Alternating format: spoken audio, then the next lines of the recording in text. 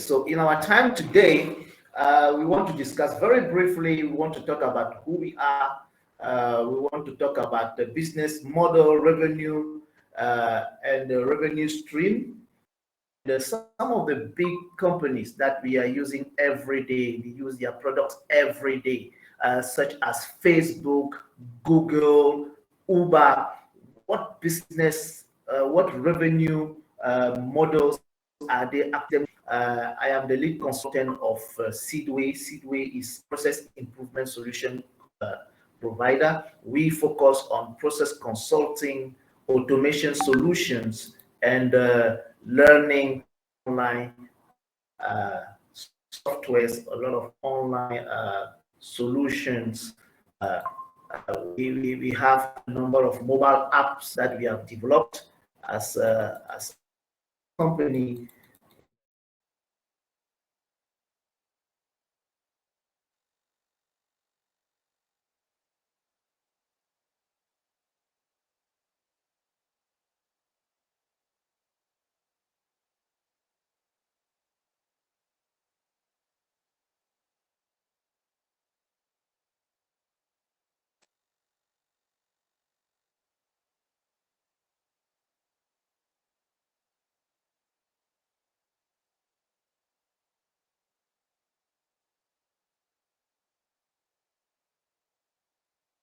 This is the most important business skill. It is good to understand marketing. It is good to understand accounting. But then none of those is actually the most important business skill. All right, so there are two things that I want to talk about very quickly. There is the symmetrical and asymmetrical business model. Okay, this is very important. Okay, see, if when you talk about a symmetrical revenue model, the symmetrical revenue model is actually when the user of a business offering is also the customer. So it's when the user of the business offering is also the customers who actually pays for it. You know, this is very important. This is a model that actually has a single-sided flow where the money is coming only from one side. It is very important. Okay, so the offering from the business to the customer and the money from the customer to the business. So that is just one side. For example, now if you look at it, you see that maybe a retailer charges a markup on every good that they sell to the customer, or an agent that charges for every deal made on behalf of the client. Okay, so this is quite simple and direct, where we have only two parties that are involved. That is the business and the customer. So that is the symmetrical revenue model. And then we have the asymmetric revenue model, which is when the users of the business offering, you know, is not the customer who pays for it. This is very important. Now, this usually is a twofold revenue model where it is monetized, where usually you see that the data are monetized and the offering, the users, and the offering that they are doing, or what the users are not the people actually who pay for the company's operation. All right. So, for instance, if you look at Facebook, users on Facebook don't pay for the service they use. Okay, Facebook uses an asymmetric revenue model. So you get on Facebook for free. You don't pay for the services, but the company earns its revenue from advertising, where the data of the user is provided to the advertiser to target ad in a better way. All right, so please, it's very important that we get this. So this brings me to this part of the deal. Who pays the bill? Once we're talking about online business, when we're talking about online revenue, who pays the bill? More than anywhere else, I want you to understand that online, the customer is the king. The customer is really, really, really the king. Okay, because online customers are so important that they drive revenue. Without them, no online business can exist. Okay, so, and very importantly, customers online are able to influence others, by a recommendation to friends or warning them against your services and your product. So online, the customer pays the bill. And as we are talking about it, I want to say it very quickly. There is nothing free online. Absolutely nothing. Nothing is free on the online space. Even when we say it is free for you, the only time when they say it's free for you is when you yourself, you are the product. So I just took the example of Facebook. If Facebook say, come and create an account for free and have your data in here for free and talk with your friends and upload your content for free, the only reason it is done is because you are the product. There is nothing for free online. Nothing is free online. Okay, and they are going to use your data to sell to third parties who will actually pay for their operations. So it is very vital to connect regularly with customers online to check if they are satisfied, to check if they appreciate your offering, your product, and your services. The follow-up is very important, and I prefer doing follow-up with emails. Sometimes also surveys with calls are important. What you think your product will do or what you think your product is will not really matter until you have the feedback from the customer, mostly online, until you have the feedback from the customer. So it makes the customer feel much more special after they have done business with you online, if you take the time to follow up with them and make sure that they are actually satisfied. So let's look at the type of revenue models very, very, very quickly.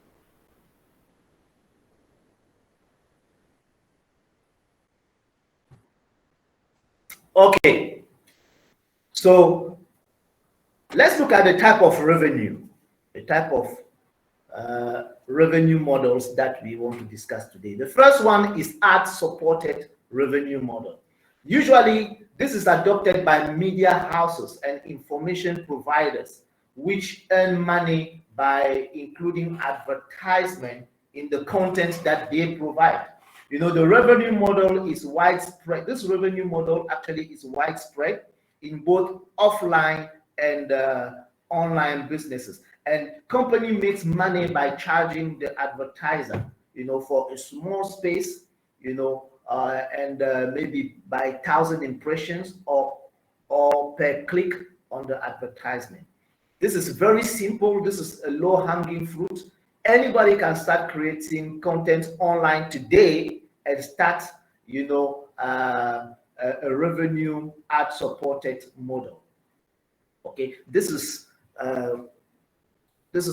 quite simple to do. Okay, it's not something difficult, and okay, anybody actually can do that. The second type is the licensing revenue model. Can you still see my screen? Yes, we can. Okay, now this one is common among inventors, creators, and intellectual properties owners, which grant a license to use their name, their product, and their services at a predetermined or recurring cost. Okay, so it can be yearly or it can be for a well-determined period of time. All right, so this revenue model is very common among software companies and legally protected intellectual properties like patents, trademarks, copyrights, and owners which grant a limited, the owners actually will grant you a limited time, or sometimes it can be by territory, or it can be according to distribution or the volume, okay, to anyone who actually will fulfill the requirement and pay for it. All right, so we have this a lot. We see this a lot with software companies, who come to the online space and they use this business model a lot. Okay, the next one is the affiliate revenue model. This is a bit similar to the commission model, but the difference here is that a business receives its commission from a seller rather than the customer. All right, so the affiliate model is a contract between a supplier and a promoter. Okay, so this is, a promoter can be another business, it can be a media resource, a blogger that will recommend a supplier's product. Okay, so the income will come as a percentage of the sales or the registration done or through a link that you will have, that will be your referral link. Okay, this category of business also includes a lot the meta search engines. Okay, as a unique example, and you can find meta search almost everywhere. The main difference with retailers is that they don't sell the products directly, but they offer comparison and search as a value. Now, there are pros and cons for recurring business models. So if you look at the affiliate revenue model, you find out that the pros is that just like advertisement, once you have a huge traffic resource, you might apply for an affiliate program and start earning money immediately. All right, so they will bring you income without any investment, because you basically have the traffic and the leads for the affiliate program provider. Of course, there are limitations to this business, to this revenue model, is that the percentage of affiliate program is very, very low. Sometimes it's between 1 and 2%. So you really need a very high volume to be able to generate a significant sale, but you need a high volume so that you can be able to generate a number of sales. So in this segment, you find out that a number of examples like blogging, you find like the events promotion platforms. Okay, you also have a lot of Amazon affiliate websites. Okay, and you have a lot of cloud living, okay, where you find a lot of affiliates within that. This is good for beginners because they are low-hanging fruit. You don't really have to put up a lot of capital. You don't have to put up a lot of investment upfront. All that you need to run an affiliate model, you need to have good traffic, and you can start earning revenues almost immediately. Right? The next one is the white labeling revenue model. White labeling again is very important because this involves two companies creating one product.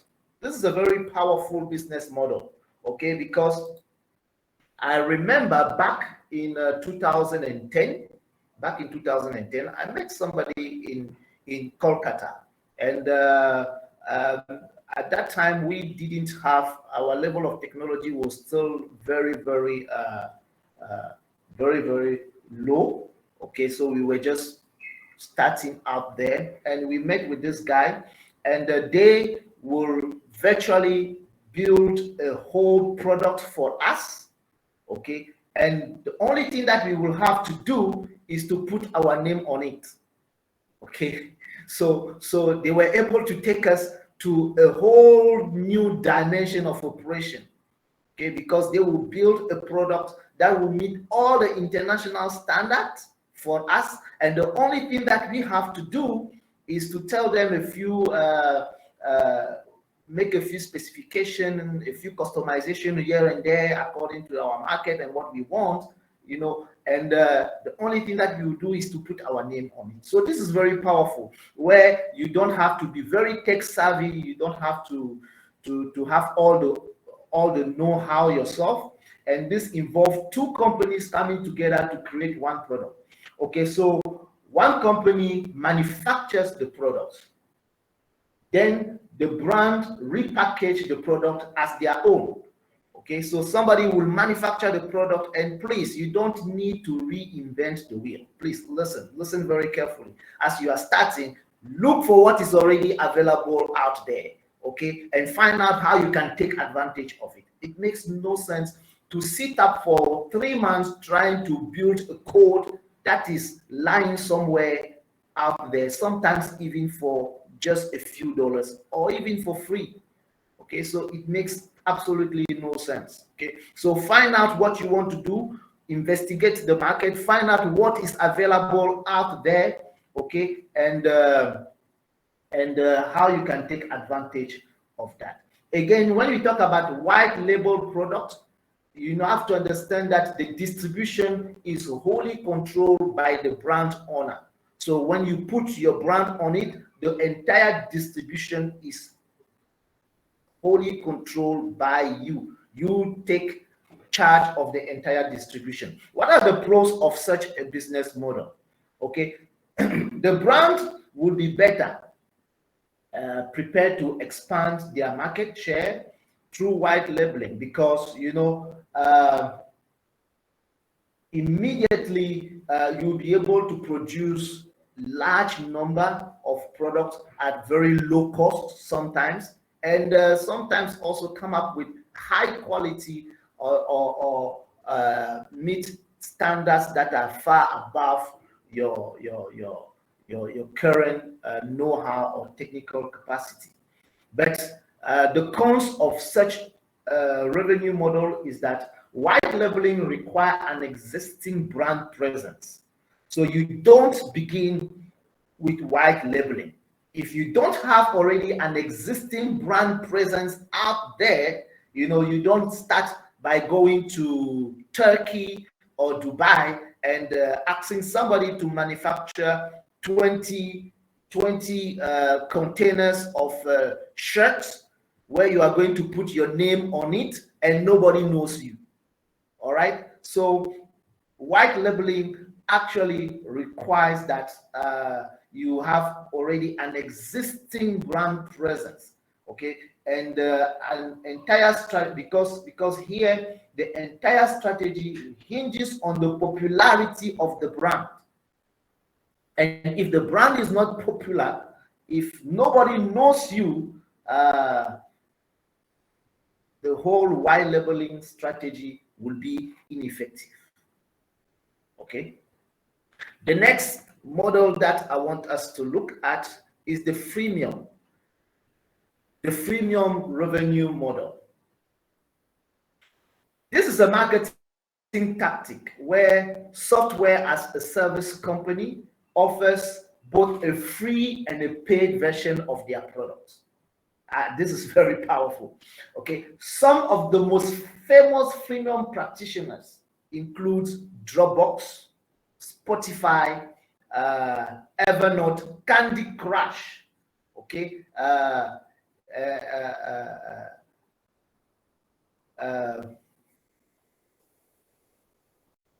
Candy Crush. Yes, Candy Crush. That was made by King.com. Yes, by king.com. So Candy Crush started to use freemium business model all the way back in 2012. In 2012, okay, which actually turned to be very, very, very successful for them. Very successful for them. Okay, so in this business model, you offer a paid version and a free version. Okay, so it's easy once people develop an appetite. When people develop the appetite using your product, people get used to your product. It's easy for them to move from the free version to the paid version. Okay, it is the same thing with a very beautiful piece of software that is called Canva. Canva is for designers, where you can basically design anything that you want. You can find any kind of design that you want. There is a free version of the Canva where you can design the call card and all those things. But then they keep a number of features, only for the paid customer, for the premium. All right, and you find out that this kind of business model, they convert a lot. So the pros are that the brand will be better prepared to expand their market share. Okay. It is easy to get large user base with such a model. A lot of people actually sign on. You get a lot of people, coming on board, okay, because your product is for free. It's for free. And remember, I told you there's nothing free online. It's for free. Okay. So, and when you start calling and asking them to come and actually proposing additional features, they will be willing to pay for those features because they've already tested what you've put out there. Okay, so the product is not new to them. When you are starting up a new idea, I believe that is a very, very, very good revenue model. Okay, because your free users can be your future customers, and then these customers can be your source of revenue when they upgrade to a paid version. Okay. And then you, of course, you can also use the free to build brand awareness. Free that build a lot of brand awareness that later you can leverage for cross sales, and of course upgrades. The cons here is the time. The cons is the time. Okay, resource and money needed to convert free users to pay ones, can quickly deplete your cash. Okay, so your cash can,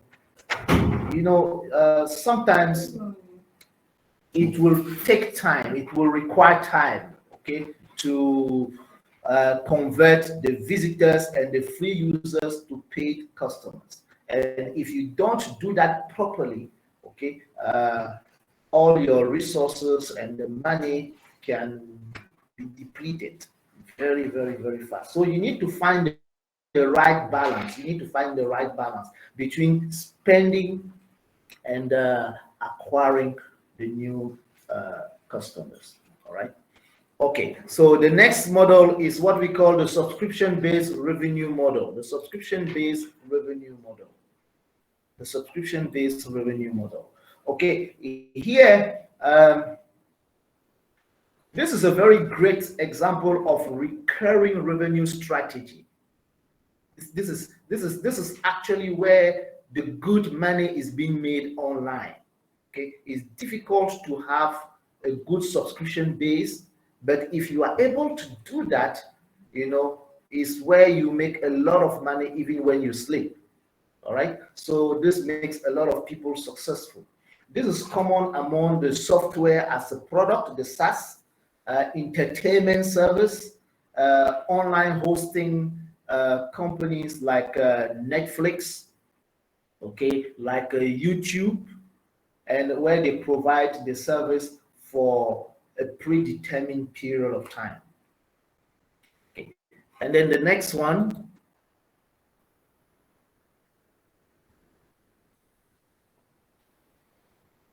consumption-based revenue.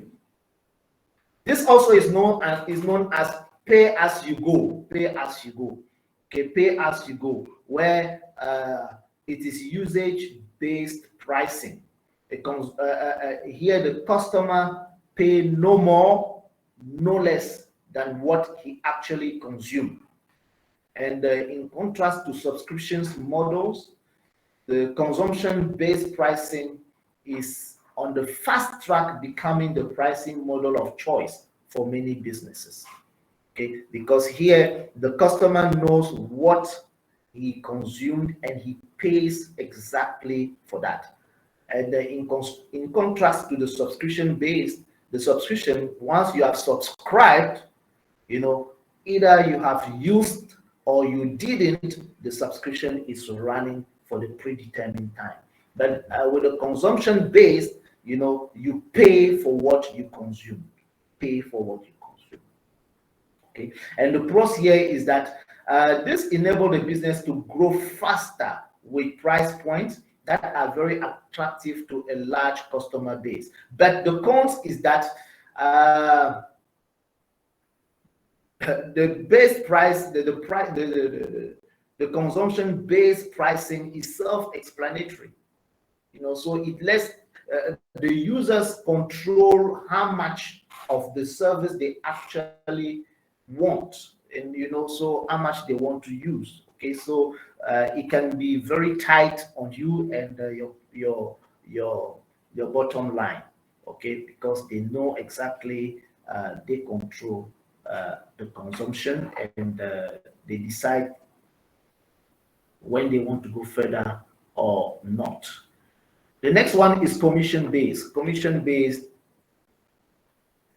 is commission-based.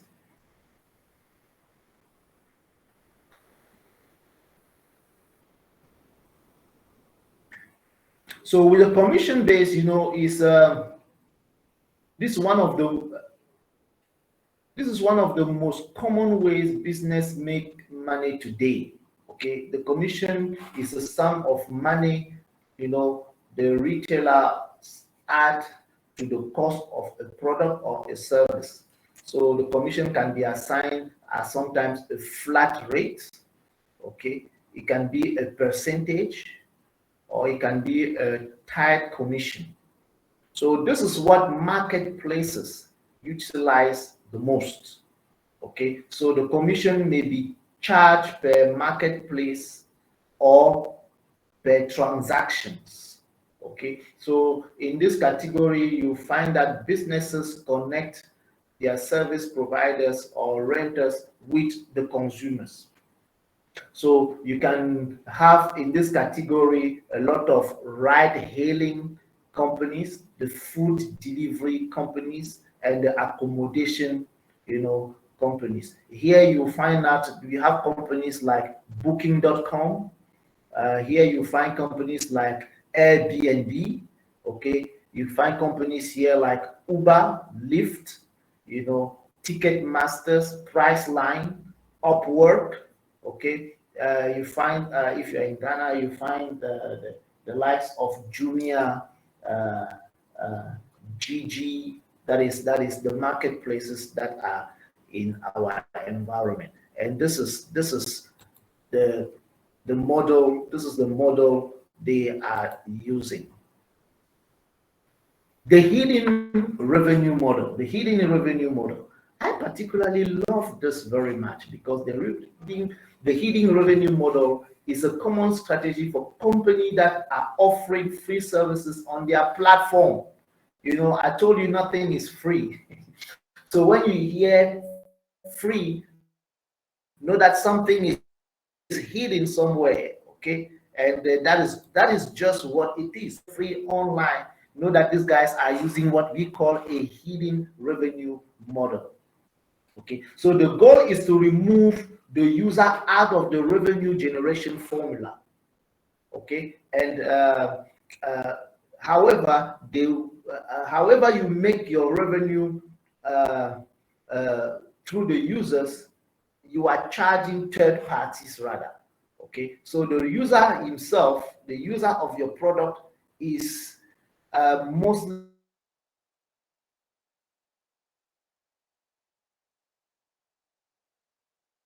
is removed from the result. The customer will use the company services without paying a dime. Every action that he will take on your platform has the potential to generate revenue, to your service providers. So in other words, the customer do not contribute revenue to the company directly. Okay, so Google, Facebook are among the big brands that are using the hidden revenue model. Okay, so because these tech giants offer their platforms for free, they offer their platforms for free. Okay, so you do not pay a dime to create a profile on Facebook or having an account on Google. Google does not charge you to search your information or videos. Even YouTube, they do not charge you. All right. So what are the pros for this model?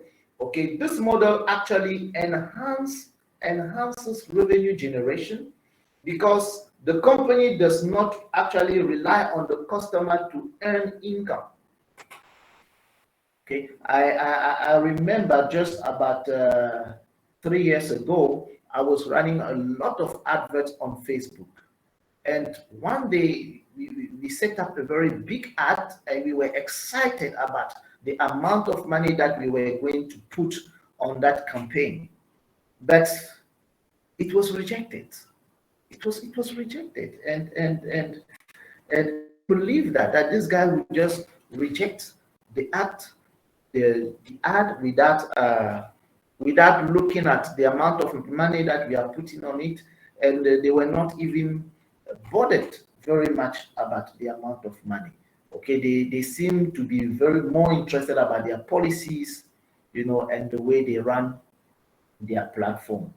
Okay, because they don't depend really on the users to generate their income. So they can block you at any time, and then that is it. Okay. So again, the pros of this hidden revenue is that it focuses on offering free product and services to its customers and attracting many third parties, paying to access the crowd. So this is what is happening on the social. So as long as they will keep you there, third party will come, to pay to have access to your data, to have access to you and to market whatever they want to market to you. The cons here are that whilst it's a good idea, it puts the company at risk, by relying heavily on third parties than the customers, because the third parties are the ones who are bringing the money, not the customers. So at the end of the day, they rely more on the third parties than the customer. Okay, and third parties are paying the bill. Here, third parties are paying the bill. So the company must keep the product and service up to the standard to retain the customer. Okay, that is a bit heavy. That's a burden that is heavy for the company.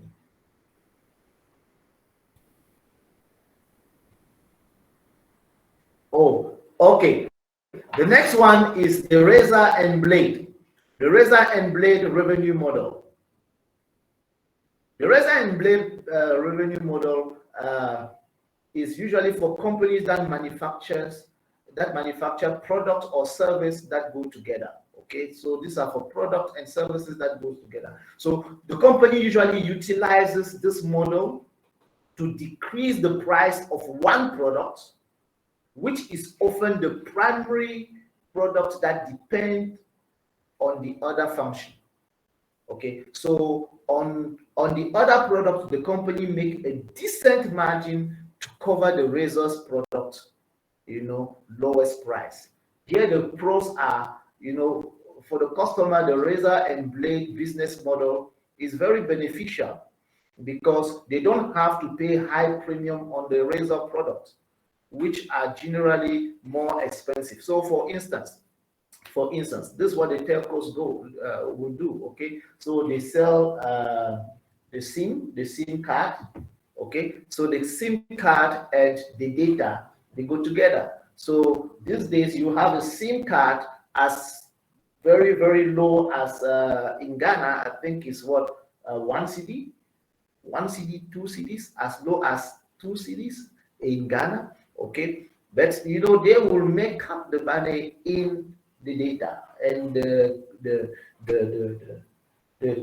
credit that you have to charge to be able to use the SIM card. Okay, so this is the razor and blade revenue model. Okay, so what are the cons of this? Since the company rely on the blade product to generate earnings, it can be profitable if competitor. It cannot be very profitable if a competitor takes over the same market. Okay, so because they rely on for instance, if we take the telcos, they rely on the credit, they rely on the data. Okay, so if you sell all your SIM very cheap, and you know that the real money will be made on the credit that they have to buy to load the SIM card. Okay, that's good, but until maybe you have a competitor, a very aggressive competitor who comes to your environment in the same market, you know, that can be a nightmare. That can be a nightmare. Okay, so that's why so many of those companies uses patents or trademark to limit the competition. Okay. However, for established market, when you have an established market, this revenue model, you know, can be very vital. And then we have the donation revenue model. The donation revenue model. This is where you allow. This is a revenue model based on an investment by businesses or customer on voluntary basis. The product or the service itself is free to use by default. Okay, so you allow the customer to pay what they want. Okay, and if they even want, so you just allow them to pay what they want. Sometimes $1 or just anything. Okay, but please have in mind that you have to mention that there is a difference between a donation-based business and a charity organization. A donation-based company is still required to pay tax. Okay, so a donation-based revenue model, you will pay tax. It's not a charity organization. The pros here is that because of the free access to the product, some company manage to get increasingly popular. Okay, so for those who write code, you find out that you have open source software. You have things like WordPress. Okay, you have no, I'm talking about those that are free. Okay, so you have the WordPress. You have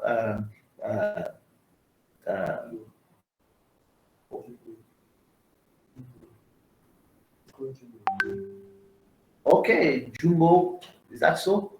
Okay, Jumbo. Okay, but then you are free to donate and give what you want. Okay. So the pros here is that because of the free access to the product, you know, those companies become popular very fast, so that the donation become a major part of their revenue. But of course, the cons here also are that as long as this business model is used on its own, the revenue generated by it remains secondary, you know, a source, because it is random, it is unstable, you know, by nature. So you cannot really plan and rely on it. Okay, so you have companies like Wikipedia. Okay, you give what you want. Okay, Adblock. Okay, so you just give what you want. Then we have the arbitrage revenue model.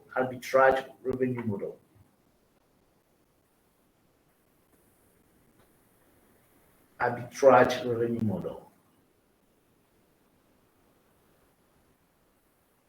Okay, now this is also a very good business revenue model for beginners.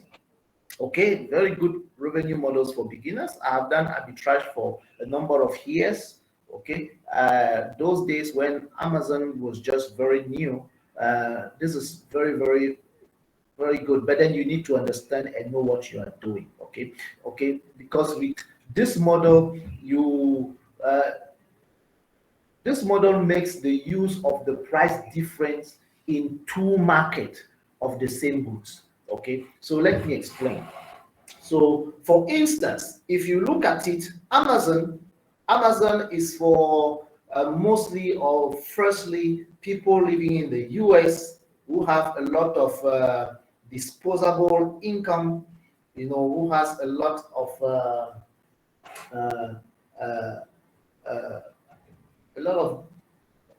you have a purchase power which is quite good. Okay, and if you look at AliExpress on the other side, okay, AliExpress is not very much for the same market, but then it is very common to find an item on, just an example, on Amazon that will cost about $5, and find exactly the same item, okay, on AliExpress that will cost about just $1. Okay, so with this business model, what people will do is that you will do your research very well and find out that this item in this marketplace sells for $5, and whilst on AliExpress the same item will sell for about just $1 or 50 cents. Okay, so you will go and buy from AliExpress and come and sell on Amazon for a very good profit. So it involves buying, an item in one market and then go and sell the same in another market at a higher price and making a profit, and make with that little price difference. Okay. So the next one is the data revenue model. The data sales revenue model. In the data sales revenue model, data is sold directly to a customer or business owner. Okay. While certain companies use data as their primary revenue model, the use of data sales to augment another revenue model is not very ubiquitous, I would say.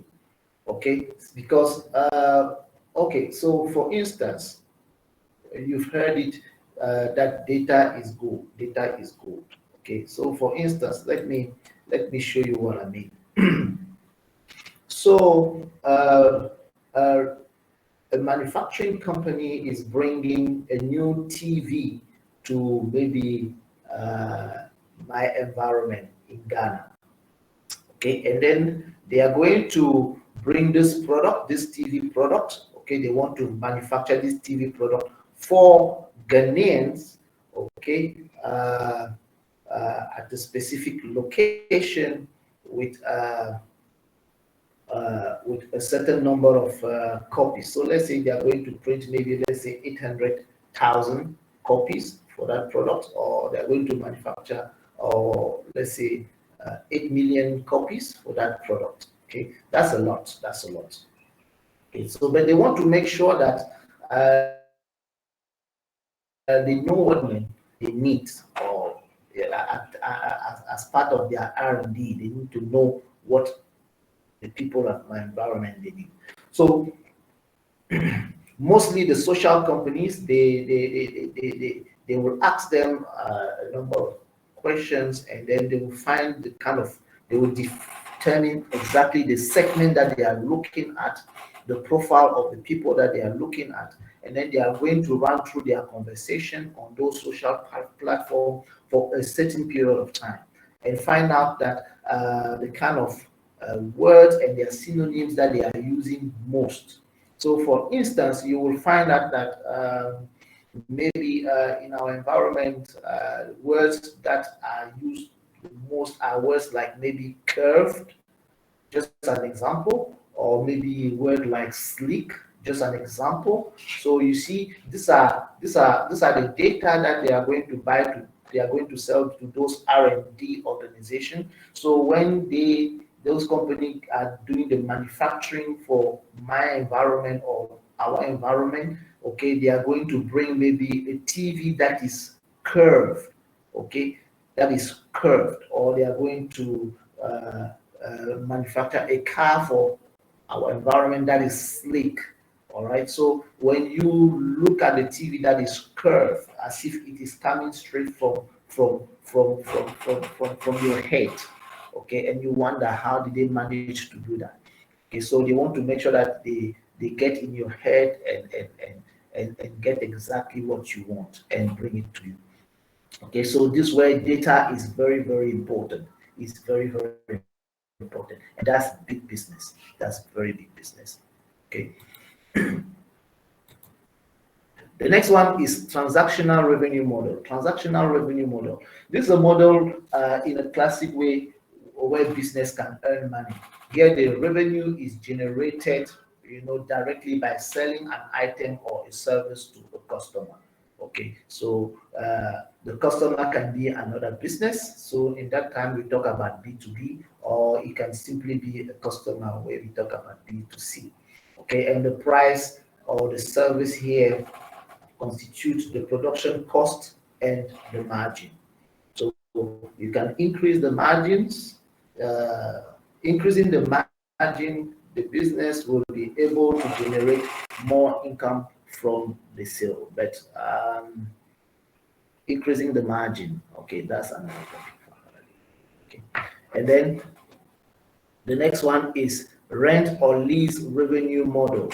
The rent and the lease revenue model is common where a physical asset is involved. Okay, so here the revenue earning strategy involve the recurring rent or one-time lease, payment for the temporary use of uh, the assets. Of course, we have the borrowing, we have the borrow and lending revenue model. Okay, this is very interesting for uh, banks and savings and loan. That's an interest-based revenue strategy or an investment-based revenue strategy, for mainly banks and savings and loans. Okay, banks usually generate revenue in the form of interest on their offerings, mostly the loans. So this the revenue here is generated by making a loan to a customer, okay, or by a customer depositing or investing money, okay, with the business. At the end of the return period, a percentage of the loan will return as revenue. Okay, what are the pros and the cons of this? The interest rate here provides a clear view on what revenue a business will generate. Okay, as the percentage stayed unchanged during until the return period is over. And of course, the cons here is that the regulation of an interest rate, both for the customer and the business, sometimes depend on the economic environment. And with what is happening now with the dollar and the currency rate changes, that's a big risk, a potential risk, to customers, and the existing borrower himself. Okay. And then the next one is product is free, but service aren't. This is a business model that offers both complementary and extra cost services to users. Okay, it is is very employed by many internet firms. Okay, so many companies use this model, like Shopify, yes, uh, Dropbox, Hinge, Slack. Many companies use this model. Okay, and then we have the direct revenue model, the direct revenue model. So while direct revenue model consider the audience as their source of revenue, you know, in no no, the direct revenue model here is different from the traditional retail, where products are sold to distributors and stores before they get to the customer. Okay, so the direct business model here aim to cut off the middleman, okay, and benefit from higher margins, to benefit from a higher margin and with a more personal relationship with the customer. That's right. Okay, so this business model, take away the middleman, and rather they want to build a personal relationship, and deal directly with the end user of their products. And here you have all the direct sales or network marketing and other things that comes in. Okay, but the pros here is that besides developing a sense of loyalty from the customer towards the brand, okay, it also helps understand and adapt to the customer needs and preferences. Okay, the cons here is, since businesses generally experience high level of turnover, mostly with direct sales and high and network marketing, the entrepreneurs here have to spend money and time recruiting and retraining, talent. And then the indirect model, which is the opposite of the direct model. Whilst direct model revenue consider the audience as their source of income, indirect revenue models differentiate between users and customers. So it means that here the consumer, the audience consume the content freely, and the content business generate revenue through third parties. Okay, so that is just like selling advertising space, collecting user information, and or sponsorship. Okay, sponsorship. And then hybrid revenue models, the hybrid revenue models, there are many revenue models. The hybrid revenue models simply give you the opportunity to mix 2 or 3 revenue models together. Most companies that you see online don't use only one revenue model, so they take 2 or 3 different models and combine them together to fit, their offering to better serve their markets.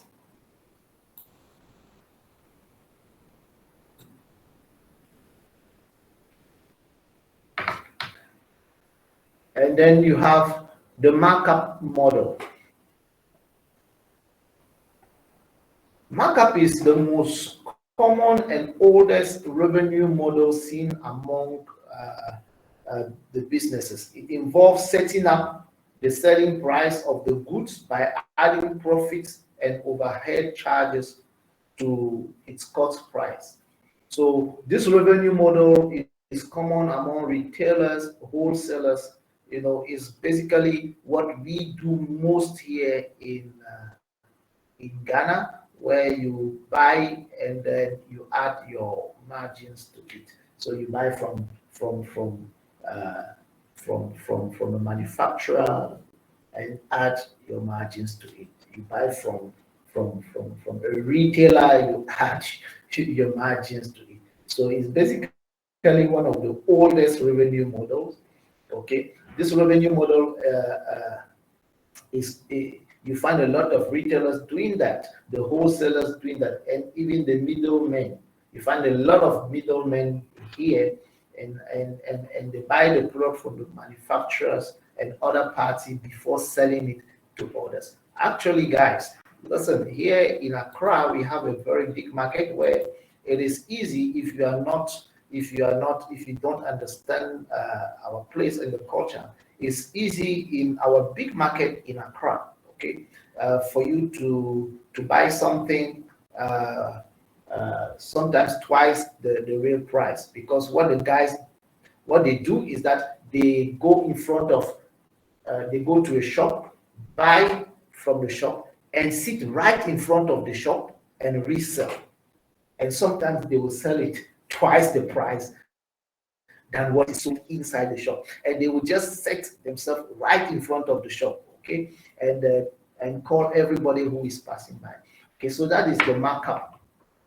That is the markup model. Finally, so how do you choose a revenue model for your business? How do you choose a revenue model for your business? Before choosing a revenue model, you need to fully develop a business strategy. Okay, that will include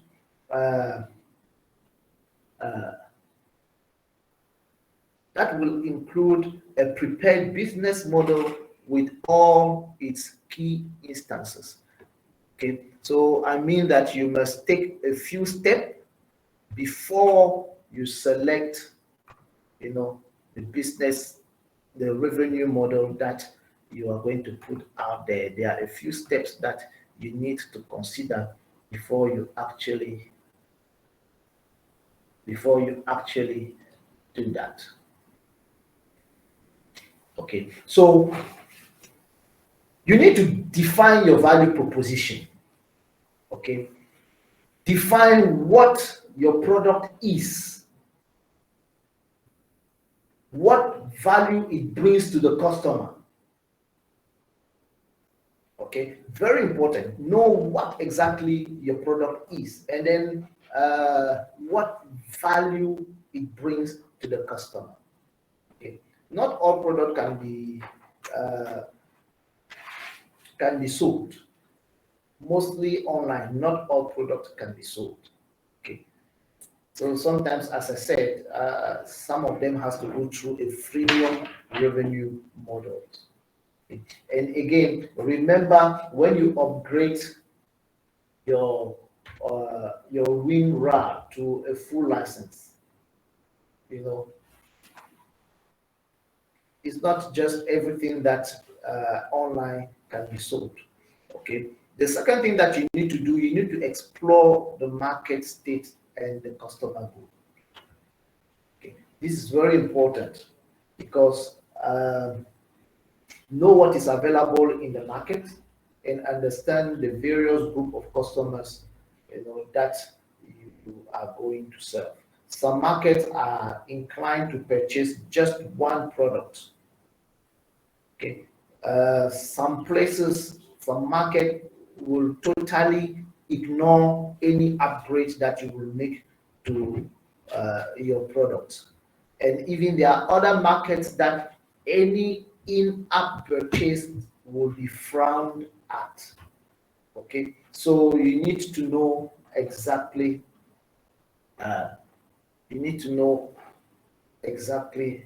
What those details are. Okay, and of course, look at your competitors. Look at what they are doing, mostly online, and look at their products. Okay, you will need to learn.